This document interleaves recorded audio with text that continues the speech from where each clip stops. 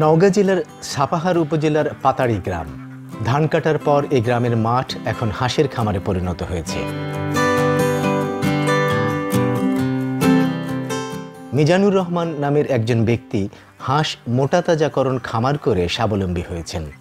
লাভবান ব্যবসা হয় তার দেখাদেখি এলাকার অনেক বেকার যুবক হাঁস পালনকে পেশা হিসেবে নিয়েছেন। আজকে আপনাদের সেই মিজানুর রহমানের হাঁসের খামারের কথাই জানাবো।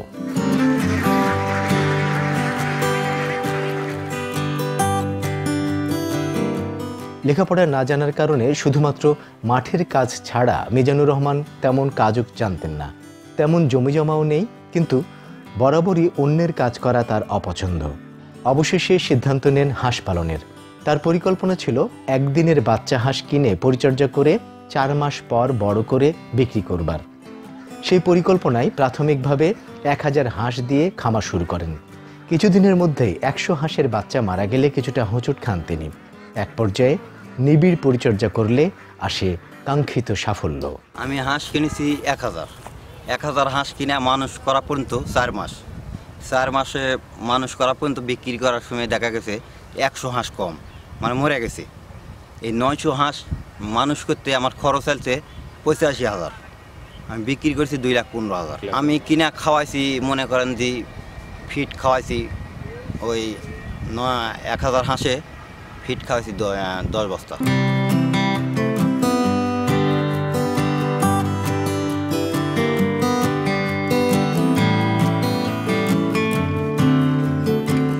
মিজানুর রহমান জানান, বাড়ির পাশে বিশাল বিল হয় হাঁসের খাবার খরচ খুবই কম।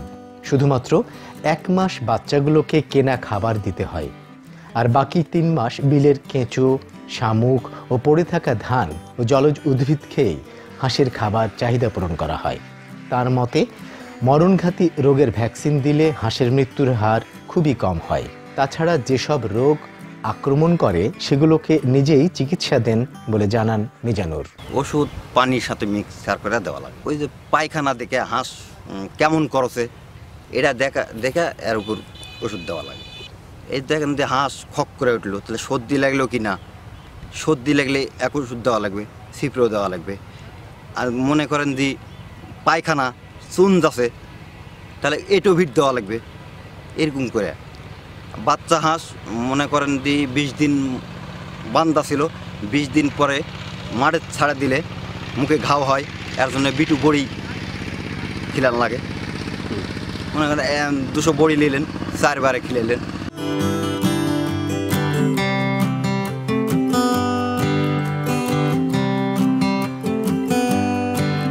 তিনি আরও জানান, হাঁস যেহেতু দলবদ্ধভাবে চলাচল করে তাই হাঁস পালনে তেমন কষ্ট নেই। তাছাড়া অন্যের বাড়িতে কাজ করার চেয়ে স্বাধীন ব্যবসা হাঁস পালন করলেও লাভও ভালো পাওয়া যায়। না, তেমন কষ্ট নাই, আবার কষ্ট না করলে পয়সাও হবে না।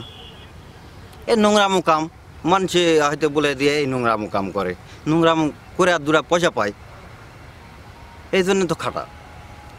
মানুষের বাড়িতে কাজ করা লাগে না, খেতে পারি, চলতে পারি। হ্যাঁ, ভালো চলে। আমি 2600 টাকা শ কিনেছি, আর বিক্রি করেছি 4 মাস পর 26,000 টাকা শ। তার দেখা দেখি এই এলাকায় প্রায় 1/2 পরিবার হাঁস পালনের সাথে সম্পৃক্ত।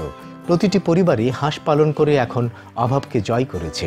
কেউ হাঁস থেকে ডিম উৎপাদন করছে, কেউ একদিনের বাচ্চা কিনে কিছুদিন লালন পালন করে বড় করে বিক্রি করে দিচ্ছে।